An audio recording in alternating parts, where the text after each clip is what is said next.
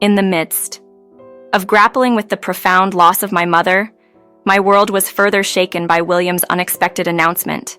He approached me with an unsettling smile, declaring his intent to leave our shared home to his parents if I disagreed with proceeding with a divorce.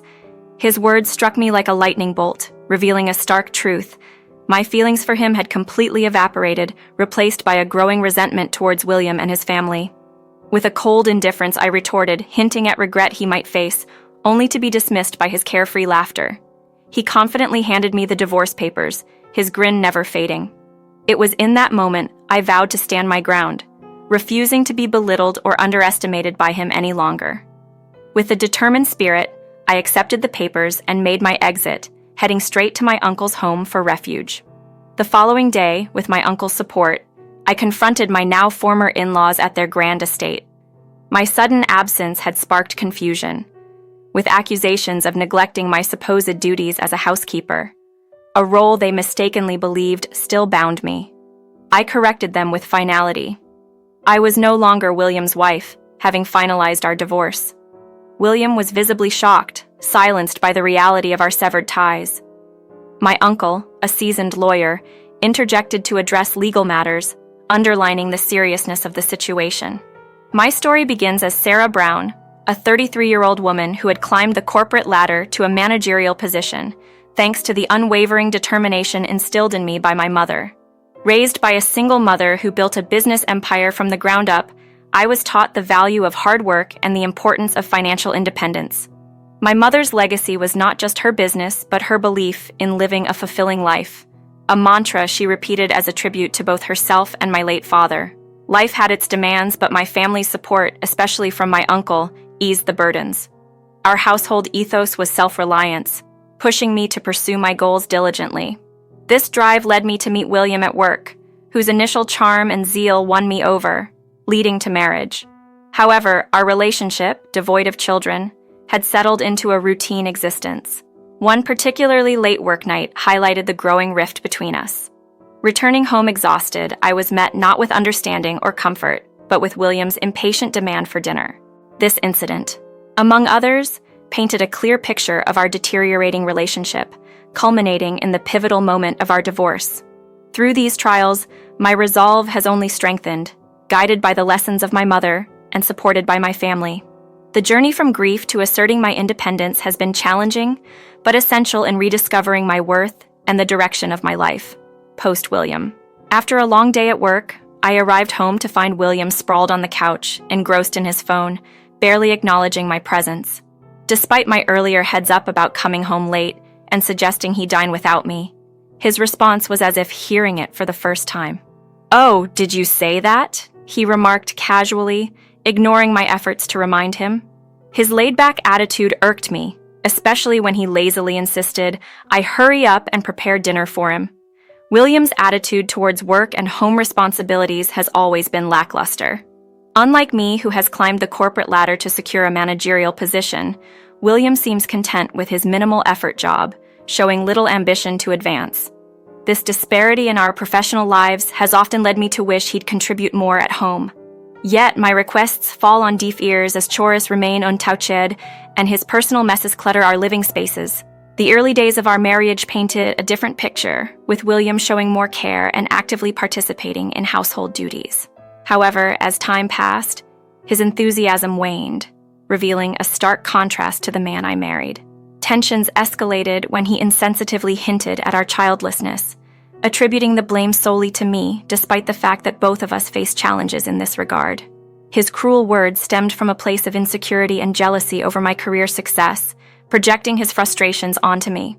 Our argument that evening left a bitter taste, with William retreating to bed in a huff, skipping dinner. The silence of the night was filled with my reflections on our strained relationship, as I heated up some food alone. The next day, my rare day off, I woke up to find William absent, likely visiting his parents, a thought that allowed me some peace. I decided to spend my day visiting my mother in the hospital, who had been overworking herself to the point of collapse. Despite her condition, she remained dedicated, even from her hospital bed. Our conversation was a welcome distraction from my own troubles, focusing on lighter topics like the scenic view outside her office. However, The tranquility was short-lived as a message from my mother-in-law popped up, her tone accusatory when I returned her call. She lambasted me for neglecting William, prioritizing my mother over him. Her words were sharp, tinged with the expectation that as a wife, my career and personal achievements should not overshadow my duties to William. This interaction was a stark reminder of the ongoing challenges I faced, not just in my marriage, but within the dynamics of our extended family. The expectations placed on me, coupled with the disregard for my own well-being and aspirations, highlighted the deep-seated issues that needed addressing. My journey, marked by professional success and personal struggles, continues to be a balancing act of fulfilling expectations and seeking my own happiness amidst the complexities of relationships and societal norms. As I ended the call with my mother-in-law, her harsh words about our inability to have children and her wish for me to prioritize William over everything else lingered in my mind. She never seemed to understand the importance of letting her adult son make his own decisions. It was disheartening to see William consistently seeking refuge behind his parents, a behavior I found quite sad. Brushing aside the frustration, I noticed my uncle approaching. He had come to visit my mother as well, but our meeting was interrupted by the introduction of a man who stood behind him. My uncle mentioned he might be significant to my future career and introduced us. "This is Ryan Richard," he said, as we exchanged business cards. After Ryan headed into the hospital on my uncle's instruction, I shared the gist of my phone conversation with my uncle, expressing my dismay over William's lack of responsibility and his mother's unwarranted accusations. My uncle's concern deepened as I recounted the ordeal, advising me not to burden my mother with these worries. Our conversation was cut short by a sudden emergency. By the time I made it back to the hospital, my mother had unexpectedly passed away. The shock left me numb, struggling to process the reality of her absence. My uncle, ever supportive, stepped in to handle the funeral arrangements. Amidst our mourning, I overheard a conversation that jolted me back to reality. William, and his parents, seemingly oblivious to the somberness of the occasion, were speculating about the inheritance left by my mother, who had been a successful CEO. Their insensitive remarks about moving on from their modest living conditions, assuming the inheritance would naturally come to them, were deeply upsetting. Furious at their audacity, I demanded they leave. My uncle promptly intervened, ensuring they were escorted out amidst their protests and insults. He assured me of his support, offering to help me sever ties with William and his family if I chose to. In the aftermath, returning to the home I shared with William was unthinkable. Instead, I took refuge in the mansion inherited from my mother. This house, lovingly designed by her, was filled with cherished memories. It was here we planted flowers together, played hide-and-seek, and shared precious moments despite her busy schedule. The mansion, now mine, was a testament to her love and the life we shared. It offered me solace as I contemplated my next steps, surrounded by the legacy of a woman who taught me the value of independence and strength. When my mother was still with us, she often spoke about the significance of independence and making my own choices. Now, facing a tumultuous chapter in my life, her words echoed in my mind, urging me to stand strong. It was during these reflections that the doorbell's chimey broke my train of thought. Expecting it might be my uncle, who had a habit of dropping by unexpectedly ever since I was young. I opened the door without hesitation. To my astonishment, William, accompanied by his parents, greeted me with an air of entitlement, marveling at the grandeur of the mansion.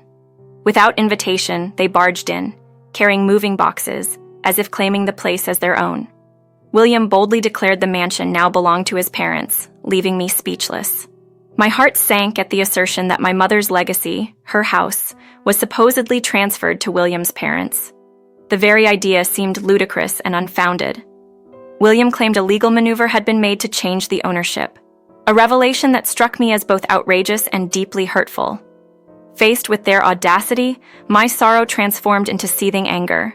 William, mistaking my silence for compliance, presented me with divorce papers, smugly suggesting that if I opposed their claim, our marriage would end. The realization hit me hard. I no longer harbored any affection for him. Instead, a fierce determination took root, promising myself that William would regret underestimating me. With the divorce papers in hand, I left for my uncle's house, my resolve never stronger. My uncle, a lawyer by profession, was appalled at the illegalities and moral bankruptcy of their actions. He assured me of his full support, not just in protecting my mother's estate, but also in standing by my side through the forthcoming legal battle. The loss of my mother had initially plunged me into despair, but the egregious actions of William and his parents had ignited a fire within me. I refused to let such injustice go unchallenged. Together with my uncle, we confronted William and his family at the mansion. William was visibly shaken as I declared our divorce, his confusion evident. The situation escalated as my in-laws attempted to intervene, only to be met with the firm resolve of my uncle. He clarified the legal stance, protecting my rights and my mother's legacy from their unscrupulous grasp. This confrontation marked a turning point, not just in reclaiming what was rightfully mine, but also in severing ties with a family that had shown no respect for me or my mother's memory. It was a poignant reminder of my mother's teachings, to live a life of dignity, self-respect, and independence. With my uncle's unwavering support, I embarked on a journey to ensure justice was served, determined to honor my mother's legacy and forge a path forward on my own terms. As I stood in the heart of the mansion that belonged to my mother, I asserted my rightful ownership with unwavering conviction. The very idea that William and his parents could alter the property's ownership without my consent was not only audacious but blatantly illegal. William attempted to justify their actions by mentioning a legal clerk who supposedly managed the paperwork, a claim that reeked of forgery. Facing William, who looked at me with a mixture of defiance and realization, I made it clear that any attempts to undermine my rights would not be tolerated. His feeble attempt to accuse me of acting independently fell flat, especially since his actions were the ones teetering on illegality. His silence following my rebuttal was telling. It was evident he lacked the courage to confront the truth of his own inadequacies. William, in a desperate bid to hurt me, brought up my fertility challenges. Yet, the irony was palpable. While I faced obstacles, there remained hope for me through medical treatments, a hope that William, due to his own circumstances, did not share. This fact highlighted the futility of his attempt to belittle me, especially when his own situation was considerably more definitive in its limitations. The confrontation reached its peak when I reminded William of the significance of the memories I held with my mother in this house. Overwhelmed by the weight of his actions and words, William could only lower his head in surrender. My uncle, meanwhile, had managed to silence William's parents, making it clear that their presence was no longer welcome and that they should brace themselves for the consequences of their audacity. Their attempt to infringe upon a space filled with cherished memories only to face our united front was a mistake they would come to regret deeply. It was during this tumultuous time that I learned of my mother's foresight. She had sensed the brewing storm in my life and had enlisted my uncle's support to protect me, knowing well that I would hesitate to burden her with my woes. Further investigations unveiled William and his family's premature celebrations over claiming my inheritance upon my mother's passing. However, their schemes crumbled with the revelation of my mother's will, meticulously prepared and entrusted to Ryan, a trusted friend introduced by my uncle. The will unequivocally stated that everything she owned was left to me, granting me full autonomy over the mansion and her estate. William's demeanor changed drastically as the reality of his situation dawned on him. In a last-ditch effort, he pleaded for my mercy, revealing the extent of his recklessness. His confession laid bare the truth of his financial ruin, brought on by extravagant nights out and irresponsible spending, which led him to sell both our home and his parents' house to cover his debts. His plea fell on deaf ears. The revelation of his actions, compounded by the betrayal of attempting to usurp my inheritance, solidified my resolve. William's problems were of his own making, a bitter harvest of the seeds he had sown. As I faced the aftermath of his deceit, it became clear that the path forward was one I would walk without him. Safeguarded by the love and foresight of my mother, and supported by the unwavering loyalty of my uncle. Once married to William, I found myself at a crossroads, no longer his partner, but a woman forced to confront betrayal. William faced a stark choice: deal with the legal repercussions of his actions, or attempt the impossible task of repurchasing the mansion for $5 million, a sum far beyond his reach, after liquidating assets to barely cover his debts. As I regained control of the mansion, I discovered the theft of personal keepsakes, an act William's parents tried to dismiss by blaming on their desire to sell unwanted items. Their audacity provided even more fodder for legal action against them. In the fallout, William and his family found themselves drowning in financial ruin, exacerbated by my decision to remove William from the company, now under my leadership. The drama escalated when William's father, blinded by entitlement, demanded retraction and compensation at the company, only to be escorted away by the police. My uncle and I could only look on with wry amusement at the spectacle of their downfall. The revelation that William's cousin, a legal clerk, had orchestrated the fraudulent transfer of the mansion's ownership further tangled the web of deceit. His actions, driven by familial loyalty and personal vendetta, ultimately led to his professional and social ostracization. The ripple effect of his malice left William's family isolated and embroiled in internal conflict, a situation from which I chose to detach myself entirely.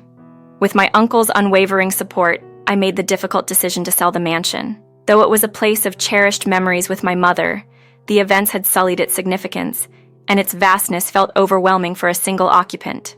The sale was swift, with the mansion finding a new owner seeking tranquility in their twilight years. This decision marked the end of a chapter, allowing me to bid farewell to the past and start anew, focusing on my future and career. In the midst of these changes, Ryan, who had been instrumental in uncovering the truth and defending my interests, reached out.